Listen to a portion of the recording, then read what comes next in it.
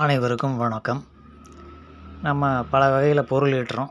பணம் அப்படிங்கிறது நம்ம கைக்கு வருது. ஆனால் அந்த பணம் நம்மக்கிட்ட தங்குதான்னா அதுதான் பெரிய விஷயமா இருக்குது. இப்போ இந்த பாடலை கேளுங்க. கையில வாங்கினேன் பையில போடல, காசு போன இடம் தெரியல. நம்ம கைக்கு வந்து சேர்ற பணம் இப்படித்தான் போயிடுது. ஆண்களை பொறுத்த வரைக்கும் இதுதான். பெண்களை பொறுத்த வரைக்கும் கையில் வந்ததுன்னா அது எப்படியாவது அதை செலவு பண்ணிடணுங்கிற துடிப்பில் எதையாவது ஒரு பொருளை வாங்கிட்டு இருப்பாங்க. இது வந்து இருவருக்குமே உள்ள இயல்புகள். ஆனால் வந்து இந்த பணத்தை வாங்கும்போது அதை நம்ம அந்த பணத்தில் என்னென்ன விஷயங்கள் இருக்குதுங்கிறதெல்லாம் நம்ம கவனிக்கிறது இல்லை. ஏன்னா அது நமக்கு தேவையில்லாத விஷயங்களாக இருக்குது. ஆனால் இப்போ அது தெரிஞ்சுக்கலாம். சில பேர் தெரியாமல் இருக்கலாம், பல பேர்த்துக்கு தெரிஞ்சிருக்கலாம், மற்றும் பல பேருக்கு இது தெரியாமல் இருக்கலாங்கிறதுக்காகத்தான் இந்த வீடியோவில் நம்ம விளக்கம் கொடுக்குறோம். இப்போ இந்த 2000 ரூபாய் நோட்டு அதுக்கு படிப்படியாக வந்து செயலிழப்பு செய்யப்பட்டிருக்கு. அதில் பின்னால் பார்த்தீங்கன்னா இந்த செவ்வாய் கிரகத்துக்கு அனுப்பப்பட்ட மங்கள்யான் அப்படிங்கிற அந்த சேட்டலைட்டினுடைய படம் தான் அதில் போட்டிருக்கிறாங்க. 500 ரூபா நோட்டை பொறுத்த வரைக்கும் பின்பக்கம் வந்து செங்கோட்டை, அதாவது பழைய டெல்லியில் இருக்கிற ஷாஜகானால் கட்டப்பட்ட ரெட் ஃபோர்ட், இது மிக பிரமாண்டமாக இருக்கிறதுனால அதை 500 ரூபா நோட்டில் பின்பக்கத்தில் அச்சடிச்சிருக்காங்க. அதே போல் 200 ரூபாய் நோட்டில் வந்து மத்திய பிரதேசத்தில் இருக்கிற சாஞ்சி, அந்த இடத்துல இருக்கிற இந்த பௌத்த மத சின்னமாக இது கருதப்படுது. அந்த சாஞ்சி ஸ்தூபியினுடைய படம் தான் இந்த 200 ரூபாய் நோட்டில் பின்பக்கத்தில் அச்சடிக்கப்பட்டிருக்கிறது. 1000 வருடங்களுக்கு முன்பு குஜராத்தில் பதான்கிற இடத்துல தன் கணவனுடைய நினைவாக எழுப்பப்பட்ட படிக்கிணறு, இதில் ஏகப்பட்ட படிகளோடு அமைக்கப்பட்ட மிக பிரம்மாண்டமான கிணறு இது. இதை வடிவமைச்சது ஒரு மகாராணி. அந்த பாரம்பரிய நினைவு சின்னத்தை இந்த 100 ரூபாய் நோட்டில் வந்து பின்பக்கம் அச்சடிச்சிருக்கிறாங்க. 50 ரூபாய் நோட்டை பொறுத்த வரைக்கும் கர்நாடகாவில் விஜயநகர பேரரசு காலத்தில் உருவாக்கப்பட்ட ஹம்பி, அது புராதன சின்னமாக இருக்கிறதுனால அந்த இடத்தினுடைய அந்த கலை வடிவத்தை 50 ரூபாய் நோட்டில் பின்னாடி அச்சடிச்சிருக்கிறாங்க.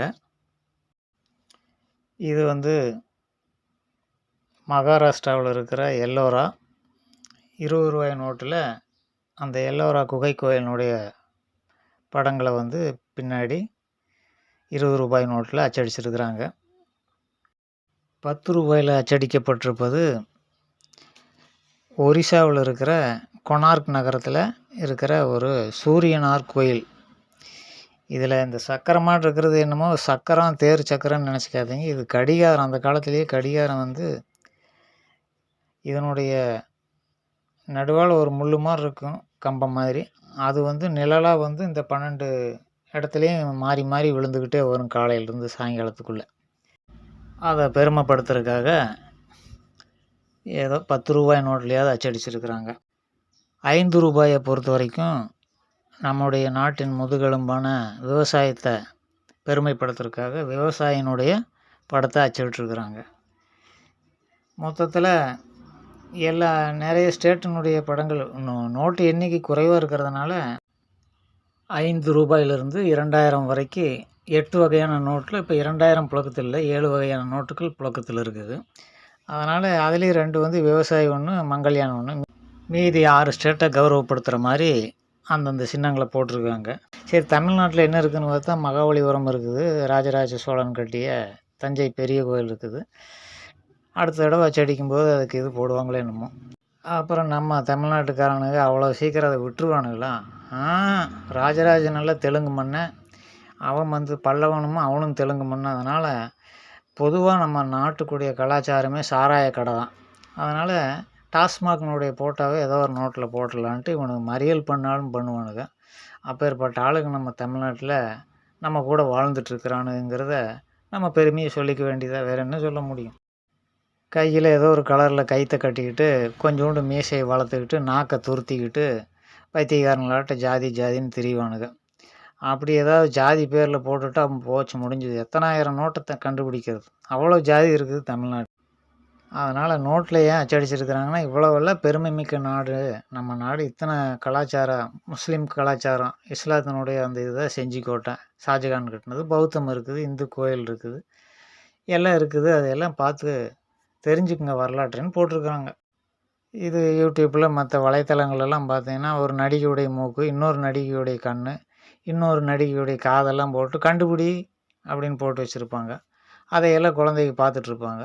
அது மாதிரி இல்லாமல் நோட்டையாவது கையில் கொடுத்து நம் நாட்டினுடைய பாரம்பரியத்தை கொஞ்சம் குழந்தைங்க தெரிஞ்சுக்கிற மாதிரி செய்யலாம். நம்ம தான் தெரிஞ்சுக்காமல் நாசமாக போயிட்டோம்.